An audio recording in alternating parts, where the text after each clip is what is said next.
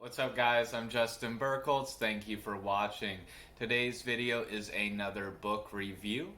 So if you saw my last one, I reviewed a book called Real Magic by Dean Radin. And I've been doing book reviews on my blog, written reviews, for quite a while. And so I want to turn those into video reviews as well. So today, we're going to be going over this book called Rational Mysticism by John Horgan. And it's a really interesting book, so I'm excited to dig into that. But before we get to the good stuff, if you're interested in mysticism, spirituality, or science-based protocols for improving longevity, health, and wellness, and want to support my effort to bring this content in an accessible format to a wide audience for free here on YouTube, make sure to hit like, subscribe if you haven't already, and consider supporting me on Patreon or with a one-time donation. Those links can be found below. Alright, so Rational Mysticism by John Horgan is a very interesting book. So John is a journalist, and he spent most of his career writing about science. And so really digging into interviewing with leading scientists and exploring what they were researching and what they were finding.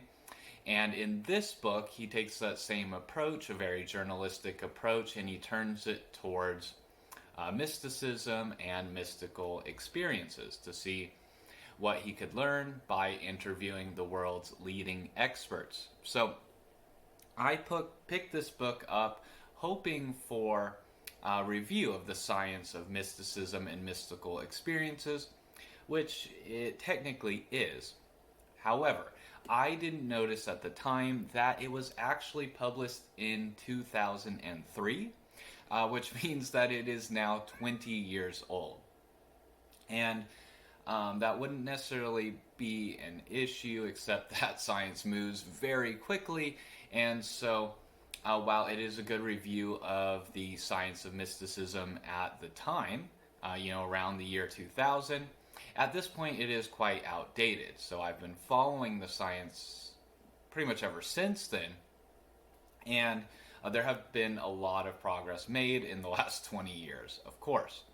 However, the book is still very interesting because of the actual format of the book. So instead of just talking about, here's a study, here's another study, this is what they found, the way the book is organized is that each chapter covers a certain topic, concept, philosophy, etc., within the field, of mysticism.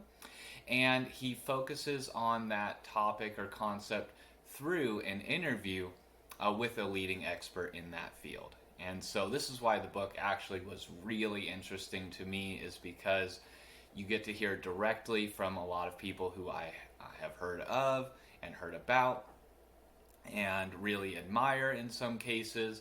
And so it gave a whole new perspective on them and on their work and how it relates to mysticism.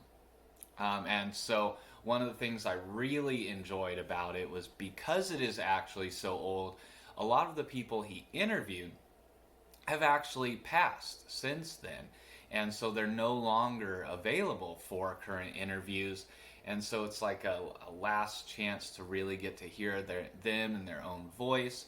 And I really enjoyed that part of the book. So for example, chapter 1 looks at a philosophy of mysticism known as the Perennial Philosophy.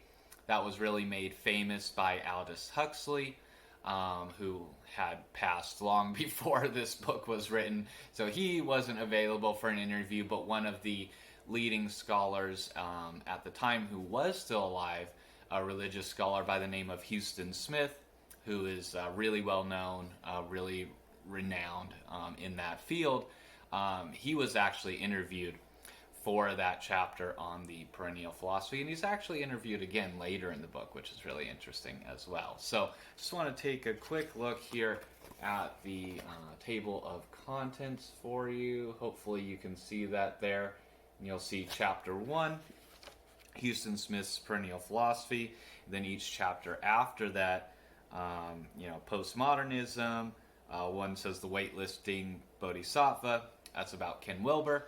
So each chapter is about a certain philosopher, scientist, etc., and their position on mysticism. So I just want to go over some of those interviewees, some of those people who are involved, so you can get an idea of who you get to meet in this book and the kind of information that he covers. So other interviewees include Stephen Katz, the great postmodern philosopher who had a really good critique of the Perennial Philosophy. So it kind of gives you both sides of that argument. Bernard McGinn, who is probably the leading scholar on Christian mysticism. He wrote a series of books, one of which I have here, the history of Christian mysticism, that is extensive and covers pretty much everything that ever happened in that field. This book, just to give you an idea, covers a time period of 150 years of Christian history, and it's an enormous book. And he covers the entire history. So, he gets to speak with Bernard.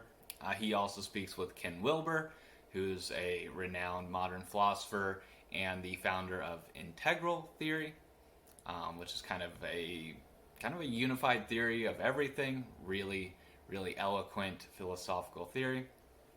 He also speaks with Andrew Newberg, who is one of the first scientists to use modern neuroimaging to study mystical experiences in the lab.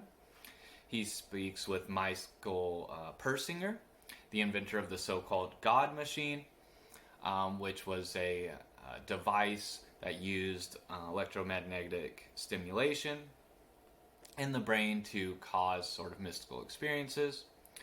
Susan Blackmore, who is a paranormal investigator turned skeptical Zen scientist and debunker. James Austin, who is a Zen Buddhist and neurologist and author of the book Zen and the Brain. Franz Vollenweider, who's a Swiss psychiatrist and one of the leading experts on psychedelic research, certainly the leading expert at the time this book was written.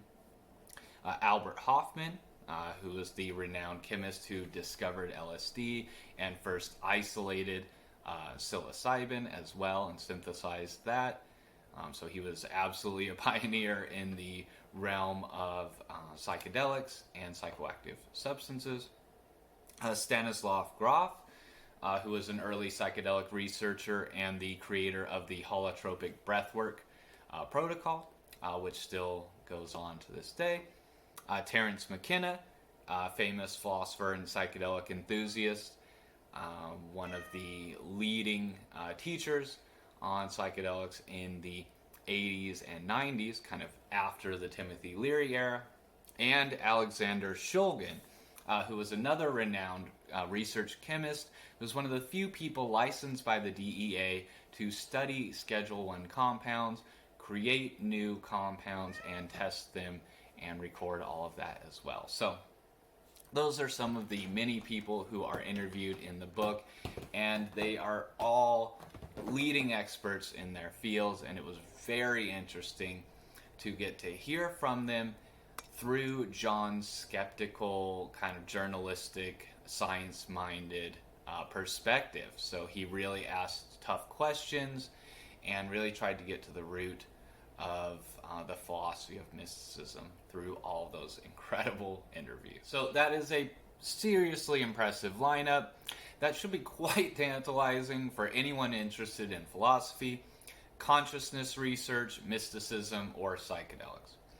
Many of those people are referenced repeatedly in modern books on mysticism, and it was really thrilling as I was reading the book every time a new character was introduced, because these are people I've heard about and, like I said, admire greatly in some cases, and so it was really interesting to get them to know them on that personal level through direct interviews. And John plays his part really well by challenging them when appropriate, asking for clarification, and bringing in opposing opinions and data to challenge certain opinions or statements. And so he really does get the most out of each interview and each interaction. He also relates some of his own experiences with altered states and psychedelics, even some sort of troubling experiences that he had earlier in his life, and then a experience he has for the purpose of writing the book. He did an ayahuasca ceremony, and he relates how that went for him. It's very interesting, especially if you're not familiar with that kind of space. So overall, Rational Mysticism is a great introduction to the philosophy, techniques, and experts in the field of mysticism and consciousness research. I would not say that it's a good resource for learning the current scientific understanding of mysticism, because it is, I think, too outdated at this point.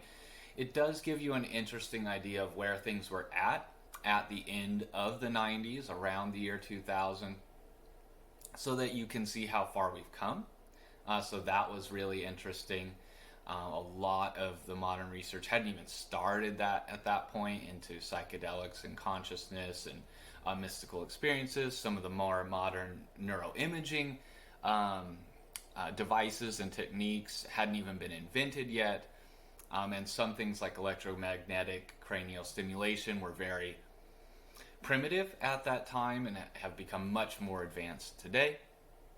So there's a lot more going on the scientific side of things, but nevertheless, the book was very interesting, very informative, and still a really good read. And like I said, a really good introduction to mysticism, especially if you're coming from a more modern, skeptical, or scientific perspective, like most people are today. To anyone interested in the search for enlightenment, this will be a fascinating and illuminating read. Even though the scientific revelations are now outdated, the interviews and questions asked are timeless. As is John's story of his skeptical and rational nature conflicting with his search for meaning and enlightenment. That struggle is something I think most modern people can relate to. So if that interests you, I definitely encourage you to pick up a copy and read it for yourself. I will have a link below for you if you want to purchase one from Amazon. It'll be an affiliate link. Helps me out just a little bit with my costs for running my site and my equipment and everything. And if you have any questions, you can leave those in the comments or anything you'd like to say. I'd love to hear from you. All right, well, once again, thank you for watching. Huge thank you to my current patrons. If you liked the video, make sure to hit the like button. Like I said, hit subscribe if you haven't already, and that little notification bell so you don't miss any of the other upcoming content. All right, well, have a good day. I'll see you again soon.